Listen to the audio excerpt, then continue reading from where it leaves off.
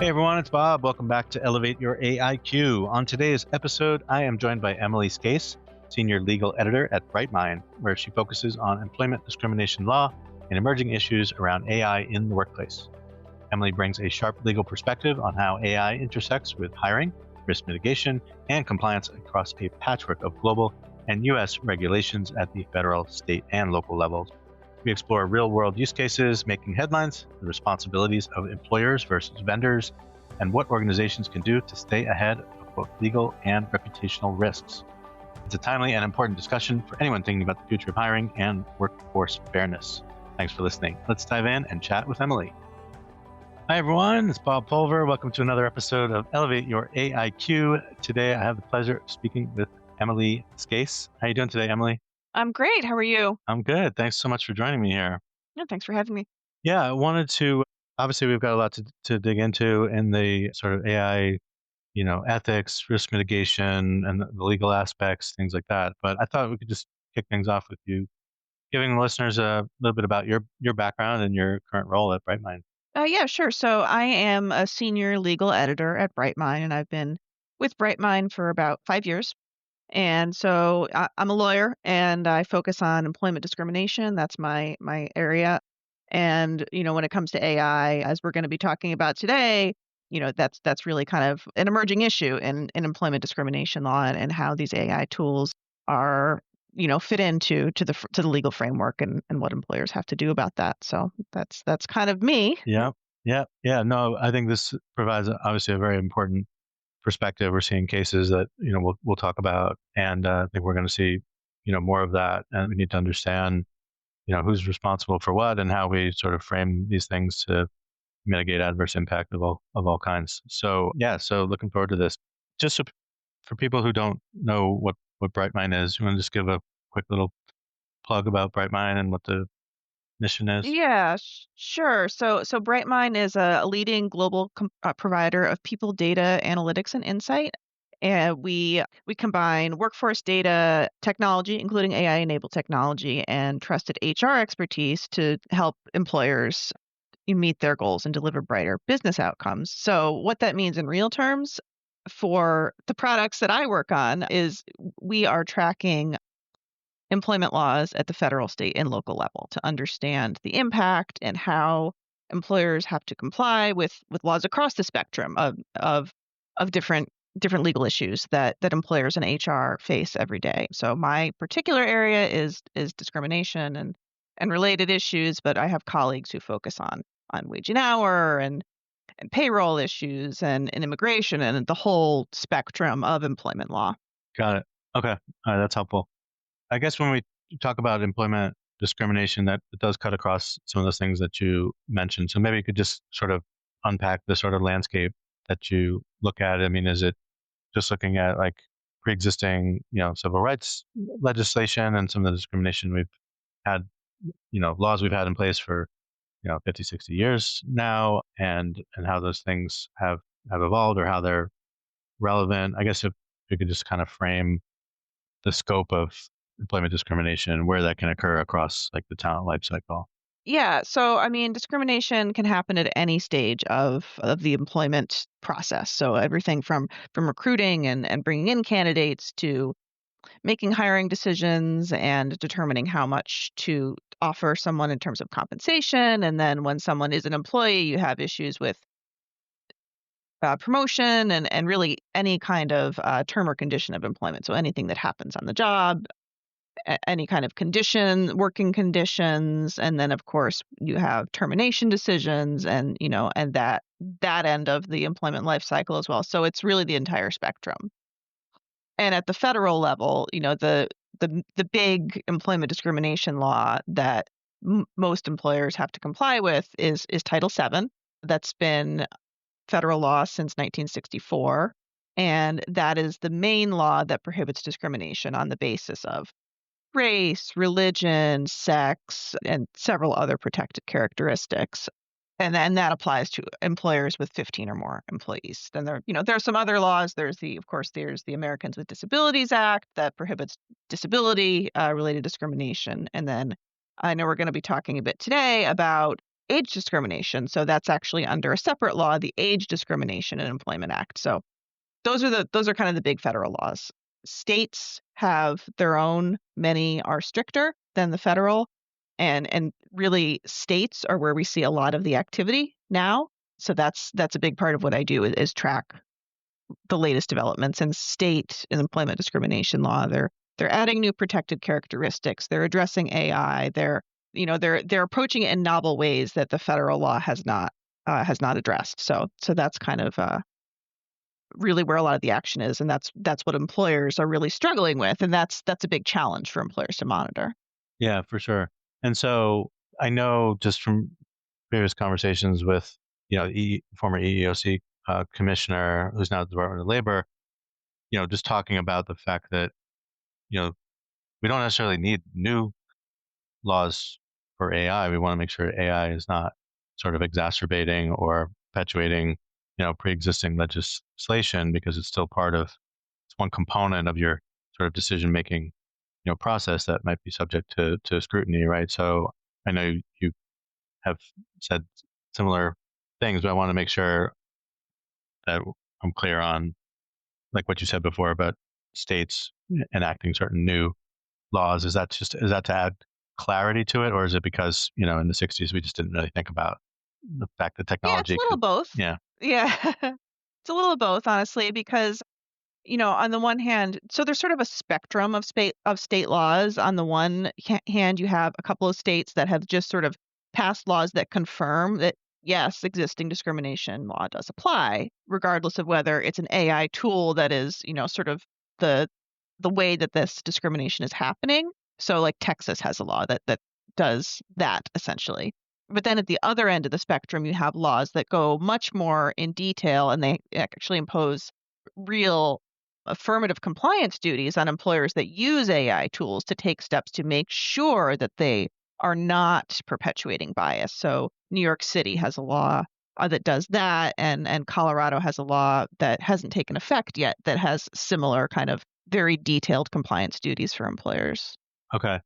I was curious to get because of the timing of this conversation, curious about the law that in California that goes into effect on October 1st. Yeah, sure. Yeah. So California so it's some regulations that take effect on October 1st, and it's sort of in the middle in terms of the spectrum that I just mentioned. So the California regs basically they confirm that employers that use AI in ways that end up causing discrimination, that is a violation of California's discrimination law.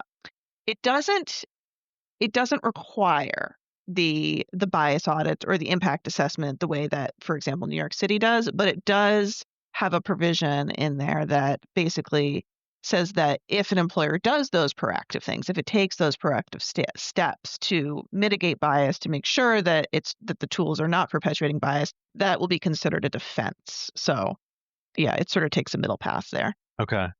The other thing, if I understood it correctly, was that there's something that having to do with the responsibility across the employer, using the tool versus the vendor of the tool, and there's like a shared sort of liability or shared responsibility there. Do I have that right? Or Yeah, I mean, different laws approach that differently. Some of them do have fairly detailed requirements for the vendors of the tool, and and for example, if an employer asks for certain bias audit data or an impact assessment, the vendor has to provide it or engage an independent auditor to assess to do those assessments. So, I can't really speak across the board, and I also, quite honestly, I don't delve as much into the vendor side of things. But I know that there are quite some of these laws do have quite detailed requirements for vendors.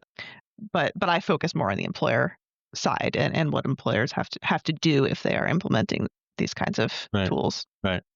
Yeah, I mean, it's got to be hard for employers who are even evaluating. It's like you want the tools because you need the help. You want to have a scalable, hopefully bias mitigating, way to evaluate Mhm. people, whether they're a candidate or they're an employee. but just navigating this patchwork, this got to be a challenge, especially if you're a global Oh yeah. company where you have legislation in Asia and Europe and et cetera, right? Oh yeah, for sure. Yeah, I mean, even if you're multi-state, it Yeah, that brings its own challenges. I mean, there are just a few states now that have these laws, but it's only a matter of time before there are more. And it's yeah, any multi-state compliance issue is going to be tricky. So yeah. yeah. So traditionally, it seemed like, I guess it still seems like the only way we even know about this is if somebody actually, if a candidate, if an individual, brings this forward, only then do we start to sort of investigate. But laws like in New York City, they're really taking a different. Some of these are taking a different approach, right? Like you don't have to wait for someone to overtly, Exactly. yeah. Is that consistent with some of these other like state and municipal level? I think the main other state that takes that approach right now is Colorado. Although interestingly, we might see some amendments to that law because the effective date was just pushed out a few months, and the expectation is that the legislature is going to revisit it and then maybe change some things there. But as it stands now, yeah, Colorado also sort of takes that approach. But what you mentioned in terms of having to wait for a problem to wait for a candidate to essentially make a claim in order to know that bias is happening or to uncover discrimination. I mean, that's a problem across all discrimination law. That's a real issue, and that's one that is certainly not unique to AI, but it's there as well. Yeah, it just seems like as technology advances, with the AI tools which are sort of the subject of the potential issue, as well as similar technologies that are actually providing the visibility and giving you the insights of whether that was a problem or not, are advancing to the point where, in theory, you could be a lot more proactive and just know. Oh yeah, of Yeah, course, and employers yeah, should, and that's the fact that New York City takes that approach, it really does, as you said, just flips it on its head and makes it the employer's duty to prevent and to do this analysis as they're implementing these tools to make sure that it's not having unintended effects. I guess one question I have for you about the sort of global perspective is, because at least a while ago, it seemed like the EU AI Act was one of the more restrictive ones in terms of its comprehensive coverage about how it thinks about it and building upon GDPR and privacy protections and things like that. That if you were a global company or you had global aspirations, if you aligned yourself to be compliant with the EU AI Act, you're probably in pretty good shape as these other jurisdictions come up with their laws. Is that fair to say, or is that sort of presumptuous a Yeah. little bit? No, I think that's probably a fair assessment. I would have to do a little bit of a deeper dive into the EU AI Act to look at, the specifics of what it would require. But I think, a lot of the stricter laws that we've seen in the United States, a lot of them are actually modeled on that. So, it does require things like risk assessments and, you know, things of that nature. So I think it probably is a pretty good bet. Although, you always want to confirm that if you're setting up your program to meet those standards, you're probably going to be in pretty good shape for the state laws that we're seeing. Yeah. Right, right. It doesn't change the fact that you've still got to go through the go through the motions and make sure. But it just seemed like, just as a sort of guiding principle as you set up your AI strategy and think about risk mitigation in all its forms. Right, it could be financial and legal risk mitigation, but also reputational risk mitigation. So I think those things are important. But it also, as you were talking before about all the different areas where you could have employment discrimination, I was immediately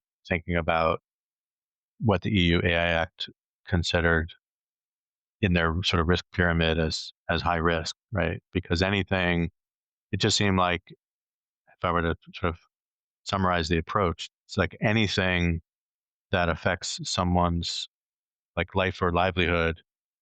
I mean, it could be something as small as like, learning development recommendations, because that is the way that people acquire skills and makes them more competitive for a Sure, potential sure. promotion. So it's just like some of these detailed use cases. I don't know that everyone typically thinks about it. They may think about it in terms of pay equity and in terms of whether or not I get a job, I even get an opportunity to interview, but they may not think about some of these smaller use cases if they're not familiar with the sort of end-to-end talent life cycle.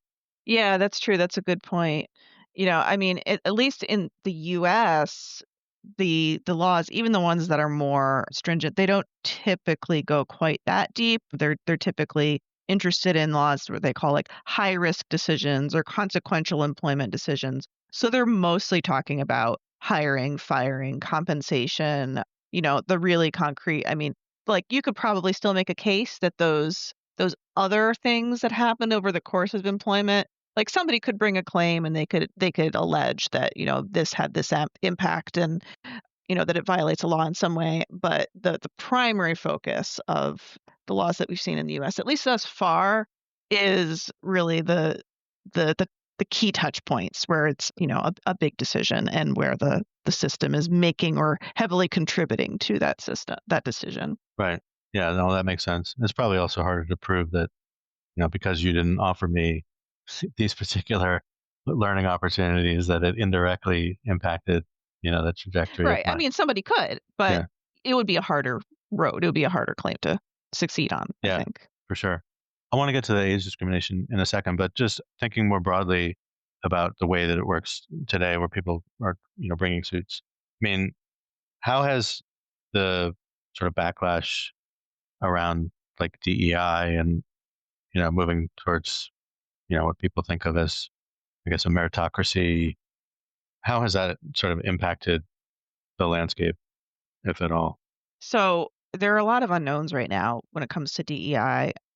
And, in a lot of cases, companies that thought they were doing all of these proactive things that were shielding them from liability or helping them to avoid liability, they're now finding themselves under the microscope for doing those very things. So it's really interesting to see how this is going to evolve and the way that AI plays into it. I mean, when you talk about something like a bias audit, when you're looking to see, okay, does this AI disproportionately harm people of a certain race, or does it disproportionately, not select older people or women or whatever?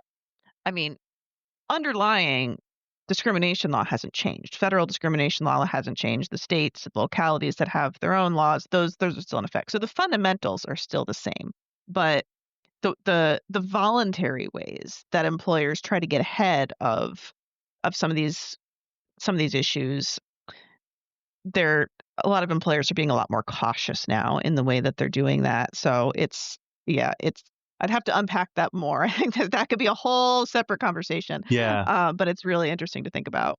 Yeah. I mean, it's definitely a sensitive topic these days. I think the way perhaps this ties to what you mean by like the ways they've voluntarily sort of adopted some of this. I mean, some of the ways that people are being incentivized or, measured in terms of, I mean, even if you look at New York City legislation around like four-fifths rule, and it doesn't necessarily take into account like the applicant pool. I mean, there's things that need to be unpacked a little bit more there, but I think in general, if you're truly hiring for skills and potential, and ignoring. Hey, everybody, I'm Lori Rudiman. What are you doing? Working? Nah, you're listening to a podcast about work, and that barely counts. So while you're at it, check out my show, Punk Rock HR, now on the Work Defined Network. We chat with smart people about work, power, politics, and money. Are we succeeding? Are we fixing work? Probably not. Work still sucks, but tune in for some fun, a little nonsense, and a fresh take on how to fix work once and for all. Some of the other, demographic data, then hopefully you're doing the right things and taking the Should right be. approach. Yep, Yeah, should be. yeah. So, age bias is an interesting one because I'm on the back nine myself, and I've definitely experienced that. But just in terms of like the existing legislation, and I guess we could go right into the Mobley versus Workday case in that regard as well. I mean, I thought this was certainly a really interesting case, and I could sort of relate, even as a white guy, I could sort of relate to the age part, as well as the fact that I must have probably close to 20 different Workday sets of Workday credentials from Workday Yeah. recruiting, and I can't recall any where my resume has got me an interview in those cases. So I haven't really investigated whether or not I could join that collective action suit, but I do, but it did resonate with me for those reasons. And I guess I'm curious to just get your perspective on whether this is, well, I guess what you know so far about how the case is progressing, any new information, and then just your perspective on age bias more broadly. Yeah, sure. So this is a case where a job applicant applied for many different positions. I think over 100 or something like that. Some very high number of positions. These were all at different companies. So he was, I think, did not get interviews or didn't get hired at any of the jobs that he applied for, and so he brought suit. The common thread that I should have led with here is that all of these different jobs that he applied for used Workday as a hiring platform and Workday's AI hiring tools. And so because the common thread across all of these jobs that this plaintiff didn't get was that they all used Workday, he brought a suit which has been certified as a class action, alleging that Workday's AI tools are systematically essentially screening out or disproportionately impacting older people. So that's one allegation. He's also alleging race and disability discrimination as well. That there are biases on those grounds also that are sort of incorporated into the Workday algorithms. Now, of course, this is just at the fairly early stages of the litigation. These are still just allegations.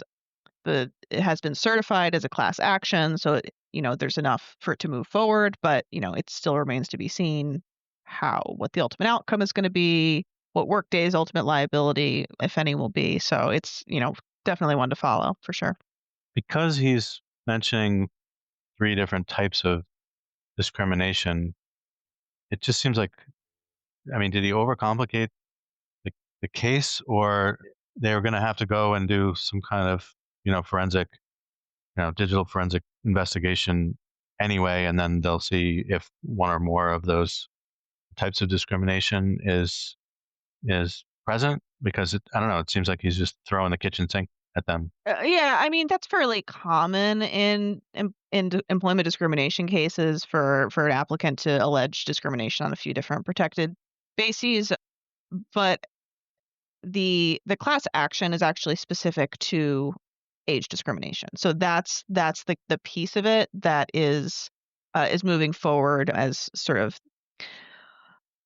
a common question, whether the AI recommendation system has a disparate impact on job applicants over 40, which is the class that federal age discrimination law protects. So the other claims that he brought, I'd have to look and reread some of the filings. So I'm not sure like the status of whether he's still pursuing them or whether he is pursuing them, but they're not being looked at as class action. I'm not sure. So yeah, there's a few different things going on there. Okay.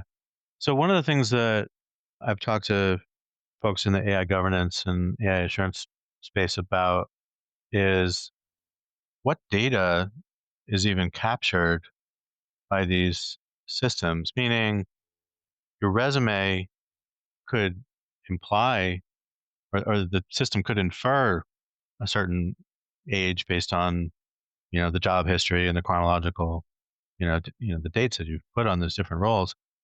And you could also potentially infer race through either some type of global name recognition technology and associated with that with a cultural background, or maybe they went to a historically Black university and therefore the likelihood that they're African American is extremely high. I mean, there's indicators, but you don't on the disability side, you don't disclose it. I mean, even when you do fill out like on those optional fields in a job application, that's technically supposed to be not part of the application. That's Right. just Those have to more, be kept separate. yeah, Yep. that's just a statistical sort Yep. of reference point for that's aggregated and anonymized. So I guess I'm just curious, like what is the data that Workday or anybody else would be using to actually create those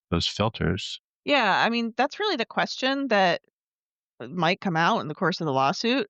But I mean, that's the issue, right? Because AI is very good at pattern recognition. And sometimes that's great because it could be recognizing patterns of things that are highly relevant to what you want to hire for.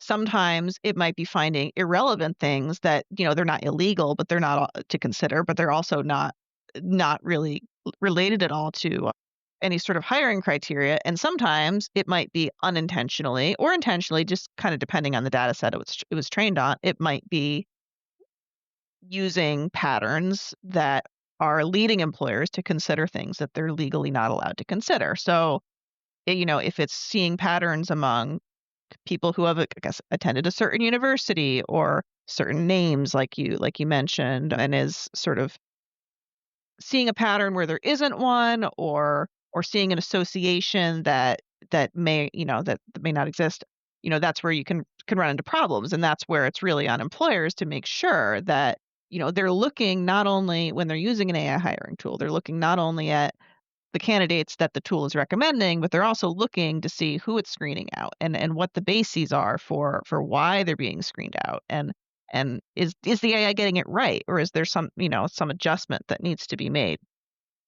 And when it comes to disability, I mean, that's a whole separate sort of thorny issue on its own, because it's not only are you screening people out because of because they might have some sort of disability, but also, like, are the systems that you're using, are they accessible? Do they allow people with disabilities equal access to them? So that's a whole separate issue that employers need to be mindful of. And one of the things that I think about, and you know, I don't mean to keep picking on Workday, but like I have to say, the recruiting application when you submit your resume, almost every single time I've had to re-enter, information in the system because it clearly did not basically shows you how it parsed the resume and invariably I Right, have to right, go yeah. in and fix it. So I guess one of the questions that would require someone to actually go be transparent and go step by step how that process works, which I don't think is any kind of trade secret, right? And basically show how that's working because again, I can sort of empathize with Mobley in this case in the sense that I never got an interview. So how do I even know that they got the information properly where fields were mapped to the right fields and that nothing there like you don't even no one ever sends a candidate anything that says, "Hey, we had trouble, parsing your resume. Could you Yeah, resubmit true, it?" I mean, I have run my true. resume through resume systems that say, "Is this being parsed, properly? Is this, is there some? Did you do like, the equivalent of what we used to call a carriage return? Is there like a spaces? Are there things that are not set up properly so that it's interpreted the wrong way?" So technically, it just seems like without that kind of information, you don't know if the thing even made it into the applicant tracking system correctly and got scored or stack ranked or whatever appropriately. Like you technically don't know. It really is kind of like this black box kind of Yeah. situation. So anyway, yeah, you're curious to get your thoughts there. Yeah, no, I mean, it is. And I mean, like, part of that is just kind of the way hiring is now, and it's just something that employers and candidates are trying to navigate, and that both are thinking that this is going to help, and it's maybe just creating more barriers. But part of that isn't illegal, it's just annoying. But there are parts that really can lead to legal liability. I was reading an Atlantic article recently where it was talking about, AI and sort of the state of the job market and hiring in general. And it's sort of like this vicious cycle where, employers are implementing AI tools that are, you know, managing many different steps of the hiring process, from screening resumes to even conducting like interviews using a chat bot and, video interviews, all this sort of stuff. And candidates are using generative AI to generate some of their application materials and generate their cover letters and, all this sort of stuff. And so a lot of those applications that have been heavily generative AI generated might be lower in quality because they're not, taking the time to really customize them for the job posting. And so employers are getting this flood of lower quality applications, which then further increases the need for them to use these AI tools to sort through them. And so it's just this vicious cycle. And, it all originated from the standpoint of wanting to save time, wanting to be more efficient. But, you have to some question at some point, is it really doing that? And, these are decisions about humans. So you're trying to take the humanity out of the decision-making process. And I think that's where you kind of run into trouble. Yeah, no, I absolutely agree. But it also makes you think about the steps in the process. Again, just staying with the talent acquisition, sort of funnel, the recruiting funnel. I mean, as you're hiring, let's assume you either made it through, the resume, screening process, and you're getting an interview, or someone, you know, did outbound, sourcing of a candidate, and they didn't even submit their resume until someone at the employer actually asked them to submit their resume. Either way, you get to a point where you may have to, they're gonna see your face at some point, right? And so then you get into stuff that isn't necessarily, tracked, where that bias could just essentially resurface. You just kind of kick the can down the road. And now that I see you, and in my case, the hair on my head has moved to my beard, and they know that I didn't just. It's unlikely I just graduated from university, or that I have less than 10 years of experience or whatever. And so we'll never be able to sort of keep track, it seems, of all of the ways in which that age bias in this case can surface. And it would be up to the candidate to, again, trigger the investigation or trigger the complaint, as opposed to the system. I just don't see the day when the system's going to tell the talent acquisition leader, hey, listen, you've got some issues with the way that people are conducting, or the way that you're making your selection further down the funnel, and here's some reasons why. I see that you've rejected these candidates and whatever. So I don't know. It just seems like it's just this constantly evolving, space, but there's all these potential, ways to circumvent, a broader, comprehensive view of risk mitigation, partly because it's just an innately human Yeah, process, right? for sure. Like humans are absolutely susceptible to bias too. And so it's a double-edged sword because, so we use AI tools sometimes to try and mitigate that. And then sometimes the human biases are baked into the AI tools themselves. So, so really, like, there's no perfect solution. None of this is ever going to be, 100% solved. But, I think that the key is, you know, both. You need to have the human judgment alongside whatever tools you're using. You can't just outsource, your entire hiring funnel, your entire recruiting process, and just blindly take the recommendations of the AI. But you probably also shouldn't have a hiring system where you're entirely relying on people without any sort of checks to make sure that there aren't biases that are creeping in, some sort of data analysis or something because people have their flaws, and people have you know their things that they will consider when they shouldn't. So Yeah, I don't think we're going to solve all of that, and especially if the laws are literally telling us that humans need to make the ultimate decisions, right? So we're sort of like leading the witness in that direction. But it seems like I don't know. Maybe this is just naive to think that companies would be more transparent about how they're making some of these decisions and how, like, even when you apply and you're a strong candidate, you could still get ghosted. You could still get rejected outright and Yeah. never know why. And so I know that's come up as well. In fact, I think that was part of the SiriusXM case where someone was just Yeah. like, "How? Yeah. Something's got to be wrong because I'm overqualified for this role. How could they not possibly want to talk to me?" And I just think that's especially given the state of the job market and the number of applications per job opening. I think that's for someone who seems like a smart, candidate. That's actually a pretty, naive perspective to think that there aren't other great candidates. It's like a person with, perfect standardized test scores and straight A's getting rejected from an Ivy League school. Like, how else? Right. How could you possibly reject me? Well, there's 10,000 other people who have those same, Yeah. Yeah. credentials, I and mean, there's so definitely some of that.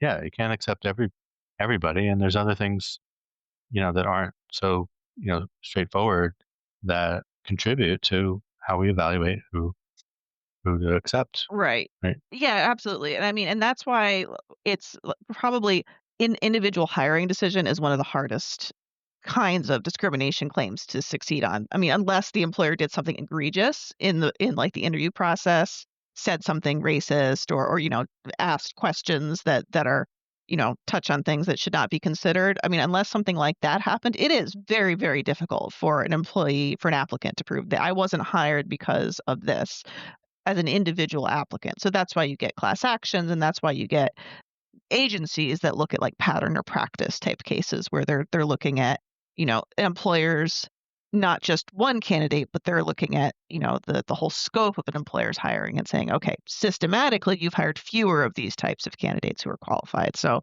it is much harder as an employer, as an individual applicant, I'm sorry, uh, to even identify that it's happening and then to succeed on those types of claims. Right, right. Yeah, I think on the employer side, it just seems like they could provide more feedback to candidates in general, right? Like Oh yeah, you for get an sure. Yeah. acknowledgement that they received it, and then quite often that's the last time you hear from them, or you'll get an official sort of and polite rejection letter either a couple days later or a couple months later in some cases, which is just sad. And then, but it just seems like even the way that some of these tools are built, and this goes to the being a trusted partner and a trusted vendor in this space now in the HR tech and talent technology space, like it should be that some of these fields that could indicate or could be inferred as indicators of identifying race or gender, things like that, like you could obfuscate those fields like by Oh default yeah. and someone has Yeah, to turn sure. them off, and it seems Yeah, like it's that's a still, best practice for yeah, it sure. seems like that's still the opposite. Like someone would have to overtly say, okay, obfuscate name, zip code, school, and let's just, like, we're going to truly hire for skills and potential, and I don't those factors don't matter. It just seems like last I looked at some of those tools, it still seems like that's not the default setting for some of Sure, these tools. sure. Yeah. And you're right that is a best practice. I mean, when there have been studies that show that, when equivalent resumes are sent that have, names that are more likely to be white versus, more likely to be African American, that influences the extent to which those candidates get interviewed. And, I'm sure there have been other studies that have tested it for, other dimensions as well. So yeah, it absolutely would be a best practice for those kinds of screening systems to mask those fields until maybe they become relevant later, but at least then, you give people a shot for the hiring manager to evaluate for the stuff that's really relevant and, funnel them through. And then later on, you might have a reason to know some of the other things. So one of the other things that's come up recently is, and when I say it's come up, I've seen this in two places. One is the tools with which recruiters or what they call sourcers who are actually going out and looking for candidates, not coming through a normal job posting and someone applying, but going out and saying, oh, this person would be good. I'm going to go out and contact them and get them to apply. The scope of that has expanded far beyond, like, you don't have to sign up for a particular, like a specialized, tool and pay that license cost. You could actually do that through some of these, well, through your own research, through social media sites or places where people post, work related, content or, code repositories, other things, but also in the way that people are training others in how to, evaluate resumes and things like that are not necessarily using any of these tools who have the type of, sort of oversight and scrutiny that we've been talking about. So I guess I'm curious to get your perspective about the direction that some of these things are going. I mean, I know a pretty prominent, like, recruiting expert who's basically saying, why are you paying 50 grand a year to use one of these sourcing tools when you can use, so lately we've seen the launch of these, like, AI browsers, right? So it's not just an assistant, but like the browser itself can basically be your AI co-pilot as you do anything on the internet, as you browse anywhere. And so if you use that for pennies on the dollar, if you're paying for it at all to go out and do this, it just seems like these types of things, as well as the people who probably shouldn't be training others about how to basically. This is William Tincup, and I'd like to direct you to a wonderful limited series podcast that Ryan and I recorded live at the ERE Recruiting Innovation Summit. We sat down with 20 recruiting and TA leaders from around the world to hear what today's best recruiters are doing to stay sharp, stay relevant, and stay ahead. It's called The Talent Shift. You'll love it. You'll find the podcast wherever you get your podcasts. Listen, like, review, share. Do you? Not circumvent any particular tool for any reason other than just to be, just to get creative in the way that you source candidates, so we're not all fishing in the same pond. It just seems like this opens the floodgates for all kinds of, misuse that's just going to go completely undetected. It's almost like you've just got, like, imagine an entire, like, sort of freelance economy or gig economy just all acting as amateur sort of headhunters, all going out there. It's just like the wild west of talent acquisition. So I'm just curious about your thoughts about all that. Well, to be honest, I hadn't heard that particular, constellation of things that you just mentioned. That's terrifying, um, especially the sort of AI browser agent. I mean that.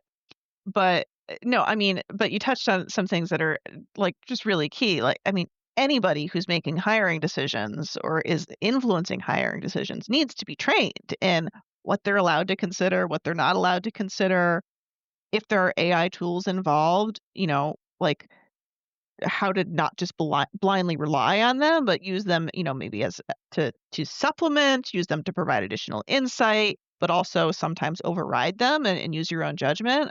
And that's really key and the thing is, employers are always going to be responsible for their own hiring practices. It doesn't matter, what kinds of tools they implement or how many different types of recruiters or, virtual recruiters or, whatever technology they're using. It's still ultimately the employer who is making the hiring decision. And so they can't avoid liability by using these different methods. Not to say that that there couldn't be liability on the part of some other parties as well, like Workday in the Workday case, but so anyone who's hiring needs to be aware of what they can and can't do, and and how AI technologies can help and also can create liability.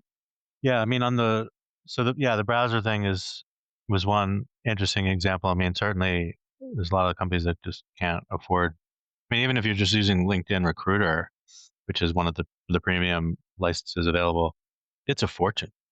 And these other AI powered sourcing tools are also, quite expensive. And a lot of the bigger companies actually have both. So they're spending a fortune on these tools. And so they are going to look at that and say, I guess do a cost benefit analysis. Are we injecting too much risk? Is it worth the cost to know that we've got, trusted sources and that we're mitigating bias and we're sort of legally, protected, or at least we look like we're doing the right things.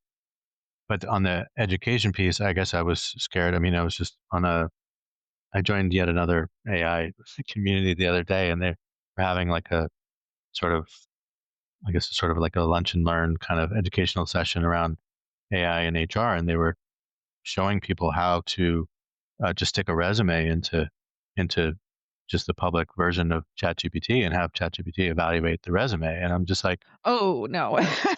oh my goodness, this is just a recipe for disaster. I can't, like, Oh, yeah. this is No, just that's terrible practice to advocate for that kind of approach. And I just like, how often, I mean, I just stumbled upon this. Like, how many sessions have they already had where they're teaching people? I mean, it's like having, a drunk person teach driver's ed. I mean, what is going on here? So it's yeah. really just really, really messy. No one should be just using the public version of ChatGPT to evaluate a candidate. That's like, I feel pretty comfortable in saying that is not a recommended or sound practice for any type of hiring decision. So Yeah. Yeah. take one thing away from this. Don't do that. Don't do that, please. So yeah, so I think there's a lot to unpack. Just back on the SiriusXM case, have you been following that one? I know there was a vendor that got pulled into the conversation, but I wasn't sure if they were trying to, send responsibility that Oh, direction. okay. Yeah, I hadn't heard about that latest development. It's, it's still at early stages. So, yeah, this is another one where the applicant applied for, I think, 150 different jobs and was rejected for all of them. And so he's alleging that its AI tools are racially discriminatory in this case. This one is interesting because it's just SiriusXM. It's just one employer. So it'll be interesting to see how that liability sort of parses out between the employer and if the particular tool that it's using and how that unfolds. But yeah, it's still pretty early. So definitely one to watch. Yeah, I think these are both the Workday case and this SiriusXM case are obviously they're the current ones making big headlines, but I also find both of the scenarios, as much as we know so far, to be really, really fascinating. Partly the Workday one we covered. There's like, three different types of discrimination being claimed. There's, a particular disconsistency with the particular application that's being used that I happen to, be personally familiar with and have similar experiences. So that one I find really intriguing. The SiriusXM one I find interesting in the sense that I don't know, I've never heard of anyone applying. Like, he or she must have really wanted to work there really badly, or they were just saying, I will take any job. Like, how Yeah. could there be that many jobs that this person was well aligned to? It just seems statistically improbable at best. Yeah, I mean, so he was an IT professional and he was applying for lots of different IT roles. I mean, I, don't know the details of all of them, but it's a large company. I suppose they could have had that many tech related openings, but yeah, you're probably right that it's unlikely that, flooding the field like that will yield good results. But The other thing is, again, going back to sort of candidate experience and candidate engagement, I would imagine I have, again, personal experience. There are big companies that do have a lot of job postings that clearly say before you hit apply, might even be on the first sort of welcome screen, we're glad you're interested. Like, please don't apply for more than, 3 jobs in a certain, sure. time Yeah. period, right? And so go through it, be thoughtful, see where you're best aligned, and figure out, where you want to be, and then hopefully. But at some point, it seemed like I don't know the time period in which they applied to these 150 jobs. If it was all, one right after the other, or it was over the span of 2 years. I'm not sure yet, but it just seemed like at some point, what is going on with this recruiting team that someone didn't see, 150 rows of this person's name in the applicant tracking system. And at some point, somebody, sends an email or picks up the phone and said, listen, how can I help you? You clearly want to work here, which is great. We love the enthusiasm, but let's focus here. And then have the recruiter sort of put their talent advisor, career coach kind of hat on. I mean, give this guy 10 minutes. Come on. Like this was Yeah. all seem avoidable if we just have a better process and we think a little bit more deeply about candidate communication and candidate experience. I mean, this just seems silly to me. Oh yeah, absolutely. I mean, I think he actually did get one interview. I looked at the complaint recently, and he did actually get one interview. But yeah, I mean, your broader point is it's absolutely right that like from the candidate experience point of view, I mean, just like a little touch of humanity goes a long way towards making people feel that even if they don't get the job, they feel that like they aren't just being treated as just a number, and it's in the employer's interest to have people at least feel that level of okay about it, so that that makes them less likely to do things like file lawsuits. And A lot of times I hear when I say, why can't you just, even if you have to like give them a high level something about why they didn't proceed, why they didn't get the interview, why they didn't get the job or whatever, even if you need to sort of sugarcoat it and make it a little, a summarized version to not give them too much details. I mean, giving them something will have them not have this sort of negative, visceral reaction to say, I'm going to sue these guys, or I'm going to go on social media and bash these guys, or I'm going to go on Glassdoor and whatever. But it seems like organizations are so sort of protective of not giving them, the candidate, any ammunition at all to come back and continue like a back and forth. Oh, well, but I said in the interview that I did have that skill, or I did have that experience, right. and not perpetuate like an unnecessary back and forth because you've already, ruled them out as a candidate. But in the same way, if you care about mitigating the risk of that lawsuit or giving them that ammunition, then it seems in a similar way you could give them something to prevent. It's a different scenario, but like the benefit to the company is the same. You're actually preventing or reducing the likelihood that this person takes, legal action or does something, overtly sort of negative towards the company. Yeah, I mean, both the legal and the reputational risk, as you alluded to. Yeah, for sure. I mean, but you're also right that it can be a bit of a double-edged sword, because there are those candidates who will seize on, oh, well, this is the reason you rejected me, but I have that skill, and if if I have that skill, then maybe you actually rejected me for this other illegal reason. And so it's tricky to figure out how much to say, but I think, and with the volume of applications that some employers receive, it's probably not practical to be able to have a personalized rejection for every one. But I think employers do need to think about that balance, and about how they come across, and make sure that candidates at least feel respected in the process. Well, I mean, I wouldn't need, as a candidate being rejected, I don't need a human to write it. I'm happy if Right. if an AI, sends it to me, but Sure, just sure. give me something. Give me something to do better Yeah. next time, right? Mhm. Throw Yeah. me a bone. And I think about some of these days we have a lot of these like AI interviewer tools, or even like a pre-hire assessment that could be done before you even get to an interview, or in place of a first recruiter phone screen kind of interview. The candidates get, in a lot of cases, they will get immediate feedback. Here's how your answers were sort of interpreted, and here's some constructive criticism for, how that could be better. I mean, that's how you keep candidates engaged with the brand and applying to future roles and saying positive things. Well, I didn't get the job at so and so, but they really gave me some things to think about as I, Mhm. look Mhm. for Yeah. other jobs. And I think people are not putting enough effort into, the positive, sort of impressions that you can leave with a candidate that you are no longer considering. And then Oh yeah. when you see them next time, maybe they come back through and yeah.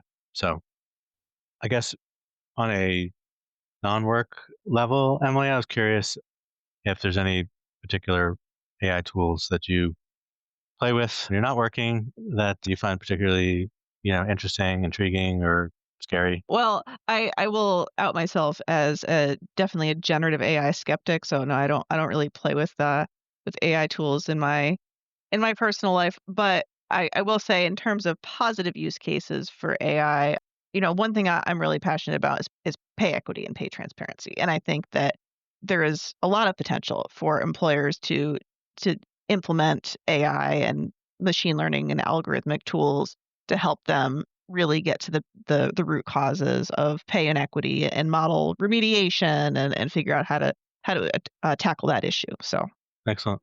that's one thing that I think could be promising. Yeah, no, that's great. Well, Emily, this has been great. Really insightful discussion. I appreciate your perspective and taking the time to join me today. Yep. Thank you for having me. Absolutely. And thanks everyone for listening. We will see you next time.